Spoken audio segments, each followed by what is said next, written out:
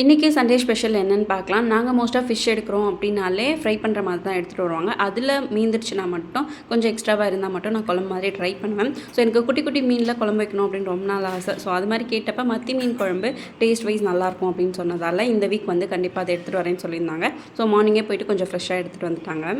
இதுக்கு முன்னாடி மத்தி மீன் நான் சாப்பிட்ருக்கேனா இல்லையா, அதோட டேஸ்ட் எப்படி இருக்கும் அந்த மாதிரி எந்த ஐடியாவுமே எனக்கு கிடையாது. பட் குழம்பா நான் இப்போ வரைக்கும் வச்சதே கிடையாது. ஸோ அதனால் ஒரு சில வீடியோஸ் மட்டும் சஜஷனுக்காக பார்த்துக்கிட்டேன். பட் என்ன தான் வீடியோஸ் கொஞ்சம் பார்த்துக்கிட்டாலுமே அதில் ஒரு சில இது வந்து நம்ம எடுத்துப்போம். பட் அதுலேயுமே சின்ன சின்ன சேஞ்சஸ் நமக்கு ஏற்ற மாதிரி மாற்றி தான் ரெடி பண்ணுவோம். ஸோ அதில் ஃபஸ்ட்டு வந்து புளி அண்ட் சின்ன வெங்காயம் பூண்டு இது மட்டும் கொஞ்சம் எக்ஸ்ட்ரா எடுக்கிற மாதிரி இருந்துச்சு. ஸோ அதெல்லாம் ஃபஸ்ட்டு ரெடி பண்ணி வச்சுக்கிட்டேன்.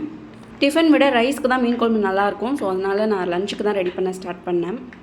எனக்கு இந்த மீனுக்கான எவ்வளோ குவான்டிட்டியில் வந்து ஆனியன் பூண்டு இதெல்லாம் உரிக்கணும் அப்படின்ற எந்த ஐடியாவுமே இல்லை. ஸோ குத்து மதிப்பாக வந்து இந்த மீனுக்கு இவ்வளோ குவான்டிட்டி இருந்தால் கரெக்டாக இருக்கும் அப்படின்ற மாதிரி நான் ரெடி பண்ண ஸ்டார்ட் பண்ணிட்டேன்.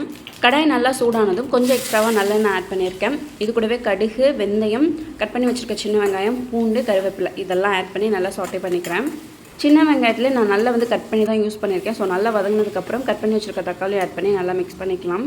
தக்காளியோட பச்சை வாசனை போனதுக்கப்புறம் ரெடி பண்ணி வச்சுருக்க புளி பேஸ்ட்டுமே ஆட் பண்ணிக்கிறேன். பட் இதுக்கப்புறம் கொஞ்சமாக மஞ்சள் தூள், ரெட் சில்லி பவுடர் அண்ட் குழம்பு மிளகாய் தூள் இதை ஆட் பண்ணிக்கிறேன். ஒரு சில வீடியோவில் மல்லித்தூள் ஆட் பண்ணியிருக்காங்க, ஒரு சில வீடியோஸில் ஆட் பண்ணல. ஸோ ஓகே இதில் ஆட் பண்ணாமல் ரெடி பண்ணி பார்ப்போம் அப்படின்னு சொல்லி அந்த மாதிரி ரெடி பண்ணிக்கிட்டேன்.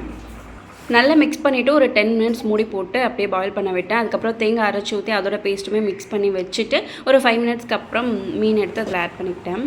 இங்கே தான் ஒரு பெரிய ட்விஸ்ட்டு. நான் மீன் ஆட் பண்ணும்போது பாதி மீன் தான் ஆட் பண்ண முடிஞ்சுது. அதுக்கப்புறம் மீன் வந்துட்டு இதில் பிடிக்கவே இல்லை. ஸோ ஓகே அது கண்டிப்பாக வந்து தனியாக தான் ரெடி பண்ணி ஆகணும் அப்படின்னு சொல்லிட்டு அதை ஓரமாக எடுத்து வச்சுட்டு இருக்கிற மீன் மட்டும் இப்போதைக்கு அப்படியே மூடி போட்டு ஒரு 3 மினிட்ஸ்க்கு பாயில் பண்ண விட்டுட்டேன். ஸோ இந்த மீன் ரெடி ஆகும்போதே டக்குன்னு அந்த மீனுக்கான மீன் குழம்பு வந்து ரெடி பண்ண ஸ்டார்ட் பண்ணிட்டேன். இது வந்து வெறுமனே அப்படியே தாளித்து விட்டு ஆட் பண்ணியிருந்தேன் இல்லையா. ஸோ அதனால் இது வந்து அரைச்சி ஊற்றி ரெடி பண்ணலாம்னு சொல்லிட்டு மீதி இருந்த மீன் வந்து அரைச்சி ஊற்றி அந்த மெத்தடில் வந்து ரெடி பண்ணிக்கிட்டேன். ஃபஸ்ட்டு ரெடி பண்ண மீன் குழம்புக்கு கொஞ்சம் டைம் எடுத்துச்சு. பட் செகண்ட் டைம் பண்ணும்போது நான் கடகடன் ரெடி பண்ண ஸ்டார்ட் பண்ணிட்டேன். ஸோ அதனால் டக்குன்னு வந்து ரெடி பண்ணிட்டேன். 2 மீனுக்கும் டேஸ்ட் வைஸ் நல்ல டிஃப்ரெண்ட் இருந்துச்சு. நான் ஃபஸ்ட் ரெடி பண்ணது கொஞ்சம் புளிப்பு டேஸ்ட்டாக இருந்தது. செகண்டாக ரெடி பண்ணது கிரேவி டைப்பில் இருந்துச்சு. ஸோ இது வந்து ரைஸ்க்கு செட் ஆகும். செகண்டாக ரெடி பண்ணது இட்லி தோசை அந்த காம்பினேஷன் நல்லாயிருக்கும்.